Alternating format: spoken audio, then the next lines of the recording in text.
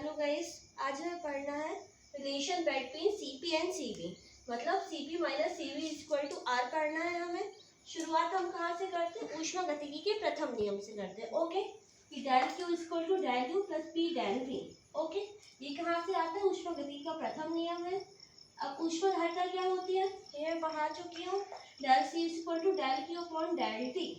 ठीक है, ये यहाँ पर जो है हमें क्या दिख रहा है? सी पी दिख रहा है, सी बी दिख रहा है। तो मतलब सी क्या है? ऊष्माधारिता है। और ये पी लिखा मतलब प्रेशर क्या है? कांस्टेंट है, मतलब दाब जो है वो नियत है।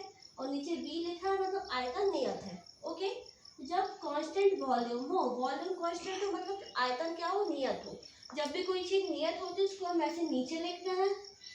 और जब प्रेशर नियत हो तो सी पी। ओके, हम इसको सॉल्व करते हैं। मान निकालते हैं कि जब बी नियत हो, बी मतलब आयतन जब नियत होता है तो del V equal to zero. Del V मतलब परिवर्तन। आयतन में क्या परिवर्तन हो रहा है? वो जीरो। क्योंकि देखो, जब हमने आयतन निश्चित कर दिया है, जब हमने 1 लीटर पानी लिया है तो पानी अगर हम पूछें कि उसके आयतन में क्या फर्क हो रहा है, उसके आयतन में कोई फर्क नहीं हो रहा, वो 1 लीटर पानी ही रखा हुआ है। तो del V equal to zero. अब देखो, डेल क्यू जो है वो वॉल्यूम में है is equal to del U volume. क्योंकि देखो पी डेल वी जीरो, ये पूरा जीरो हो गया। Del Q equal to del U हो गया एट कांस्टेंट वॉल्यूम। अभी मैंने बोला जो भी चीज नियत होती है उसको नीचे लिखा जाता है। अब दोनों पक्ष को हमने क्या कर दिया? डेल टी से भाग कर दिया। ठीक है, तो del Q upon del T at constant volume is equal to del U upon del T constant volume. अब del Q upon del T, del Q बटे डेल टी जो है इसको बोलेंगे सी वी। देखो del Q upon del T का मान क्या दिख रहा है? अपन सी दिख रहा है, तो इसको अपन क्या बोल देंगे? सी वी बोल देंगे। C V is equal to del Q U upon del T at constant volume. ठीक है, मतलब सी वी का मान मिल गया जब प्रेशर नियत हो। जब दाब नियत हो तो क्या होगा? Del Q is equal to U del U plus P del T. ये मान दिया हुआ है। अब वही प्रेशर अपन ने नियत कर दिया, पूरा मान लिया। अब देखो पी यहाँ पर पूरा जीरो क्यों नहीं हो रहा? क्योंकि यहाँ पर पी क्या है? प्रेशर दिया हुआ है। अगर इसके आगे डेल पी लिखा होता है यहाँ पर तो ये पूरा जीरो हो जाता, लेकिन डेल नहीं लगा। डेल मतलब क्या होता है? अंतर होता। अब यहाँ पे अंतर तो दिया नहीं है, इसलिए इसका मान जीरो नहीं हो रहा।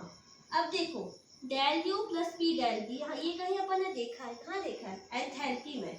Del U plus P del B क्या होती है? एच, एंथैल्पी होता है।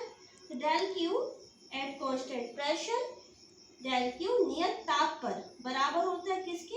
एंथैल्पी में नियत दाब पर। ओके, अब फिर से इसको डेल टी से भाग दे दिया।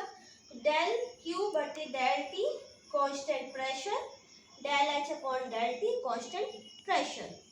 ओके, अब देखो सीपी है, सीपी का मान अपन को आ गया यहाँ पे। फिर del Q upon del T, ये पूरा सी हो गया, नीचे प्रेशर, फिर लिख दिया प्रेशर।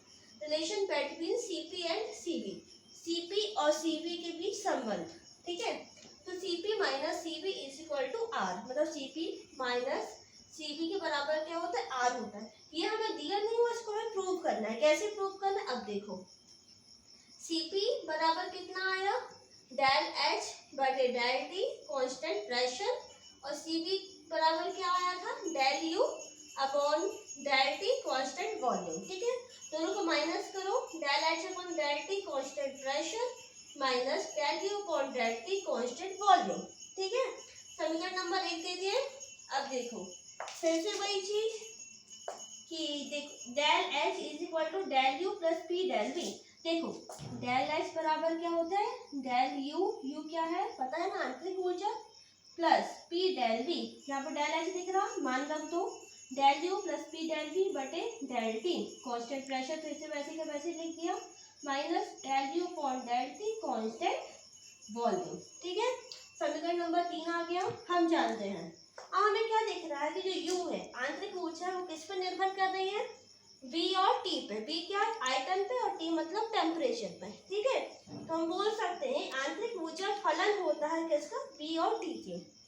ठीक है, तो इनका क्या कर दो? आंशिक अवकलन कर दो। आंशिक अवकलन कैसे करते हैं? ये देखो D, यहाँ पर D लगाते हैं, डी यू। डी यू किसका फलन है? V और T का, तो पर T उठाएंगे पहले। डी यू बटे डी टी जिसका भाग देंगे और फिर गुणा भी कर देंगे। क्योंकि देखो अगर इसको हम सॉल्व करना चाहें तो ऐसे कट जाएगा ना, dt सब कट जाएगा तो क्या बचेगा, du बचेगा, है ना। तो हमें जब करना है तो du अपॉन dt गुण dt कांस्टेंट वॉल्यूम। जब अपन ताप का गुणा करते हैं और भाग करते हैं तो v को नियत कर देते हैं, और जब v का गुणा और भाग करते हैं तो ताप को नियत कर देते हैं। तो जब du बटे dt गुणित dt है तो हमारी v क्या हो जाएगी, नियत हो जाएगी। जब du बटे dv है और गुणित dv तो हमारा क्या, ताप नियत हो गया। ओके, सिंपल सी चीज है।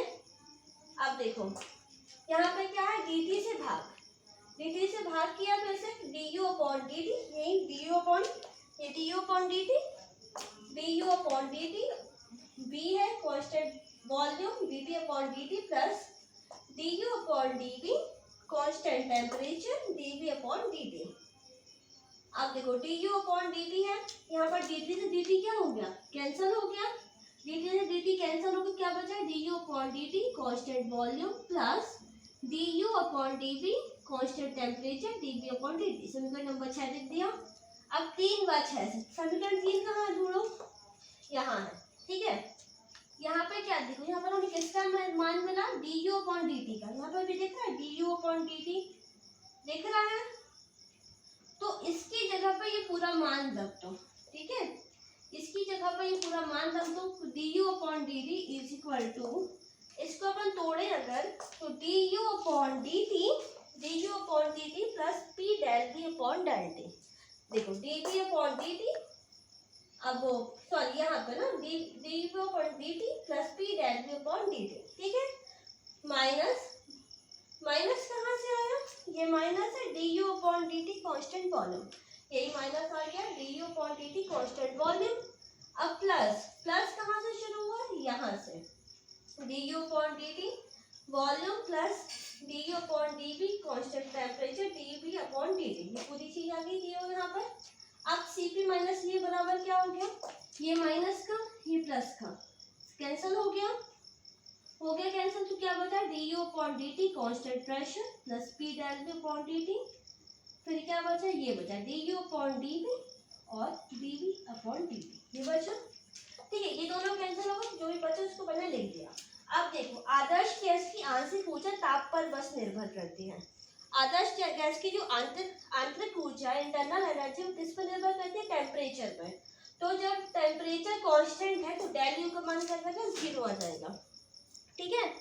जब ताप जो है वो नियत हो जाएगा तो डेल यू का मान क्या आएगा, 0 आएगा।